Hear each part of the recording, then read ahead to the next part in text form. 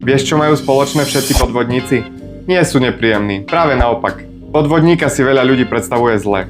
Myslia si, že je to tichý, podozrivý človek. Realita je presne opačná. Podvodníci sú väčšinou extrémne komunikatívni. Píšu veľa, reagujú rýchlo, pôsobia až neprirodzene milo a ochotne. Často máš pocit, že ti chcú výjsť maximálne v ústrety. Používajú vety ako veď si dôverujeme. Buďme k sebe úprimní. Nemáme čo skrývať. A teraz najdôležitejšia vec. Keď začneš pochybovať a pýtať si konkrétny dôkaz, podvodník neodpovie dôkazom. Začne blafovať.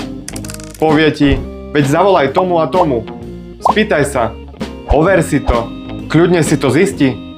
On vie totiž jednu vec. V tej chvíli to neurobíš. A jediná možnosť, ktorá ti ostane, je veriť mu. Medzi ďalšie veci patrí ešte, že zvyčajne majú chaos v písaní.